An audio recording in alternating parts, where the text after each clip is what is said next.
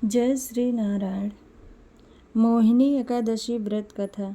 युधिष्ठिर ने पूछा, जनार्दन, वैशाख मास के शुक्ल पक्ष में किस नाम की एकादशी होती है? उसका क्या फल होता है तथा उसके लिए कौन सी विधि है?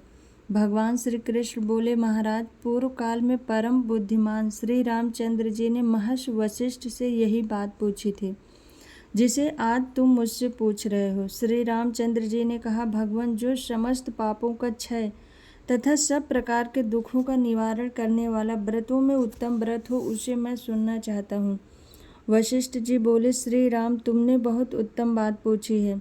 मनुष्य तुम्हारा नाम लेने से ही सब पापों से शुद्ध हो जाता है, तथापि लोगों के हित की इच्छा से मैं तुम्हें पवित्रों में पवित्र उत्तम व्रत का वर्णन करूँगा।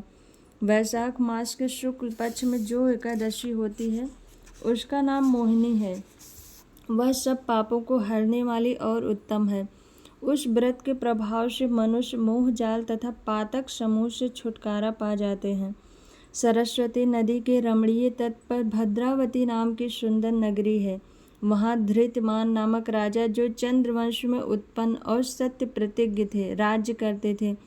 उसी नगर में एक वैश्य रहता था जो धन धान्य से भरपूर और समृद्धशाली था। उसका नाम था धनपाल। वह सदा पुण्य कर्म में ही लगा रहता था। दूसरों के लिए पौषला, कुआं, मठ, बगीचा, पोखरा और घर बनवाया करता था।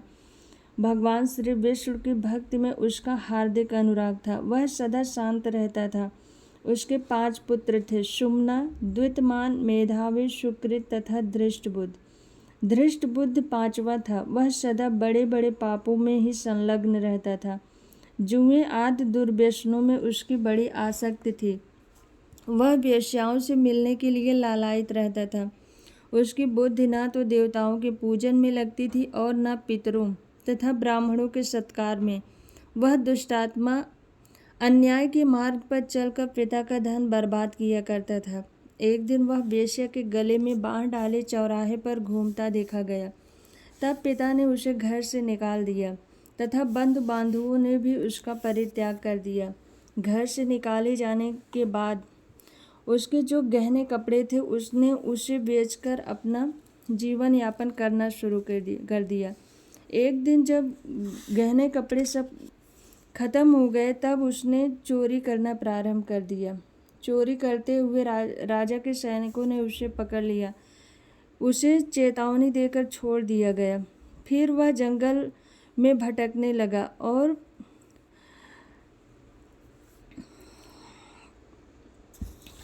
वह शिकारी बन गया। पशुओं की हत्या करके वह अपना जीवन यापन करने लगा। अब वह दिन रात दुख और शोक में डूबा रहता था। कष्ट पर कष्ट उठाता हुआ इधर उधर भटकने लगा। एक दिन किसी पुण्य के उदय होने से वह महर्षि कौंडिन्य के आश्रम पर जा पहुंचा। बैसाख का महीना था। तपोधन कौंडिन्य गंगा जी में स्नान करके आए थे। धृष्ट बुद्धि शोक के भार से पीड़ित हो मुनिवर कौंडिन्य के पास गया और हाथ जोड़कर सामने खड़ा होकर बोला, ब्राह्मण द्विजश्रेष्ठ, मुझ पर दया करके ऐसा कोई उपाय बताइए जिसके पुण्य के प्रभाव से मेरी मुक्ति हो जाए। कौंडिन्य बोले, वैशाख शुक्ल पक्ष में मोहिनी नाम से प्रसिद्ध एकादशी का व्रत करो। मोहिनी को उपवास करने पर प्राणियों के अनेक जन्मों में किए हुए मेरु पर्वत जैसे महापाप भी नष्ट हो जाते हैं। वशिष्ठ जी कहते हैं, श्री रामचंद्र मुनि का यह वचन सुनकर धृष्ट बुद्धि का चित्त प्रसन्न हो गया।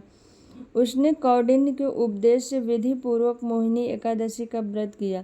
नृपश्रेष्ठ, इस व्रत के करने से वह निष्पाप हो गया और दिव्य देह धारण कर गरुड़ पर आरूढ़ हो सब प्रकार के उपद्रवों से रहित श्री विष्णु धाम को चला गया।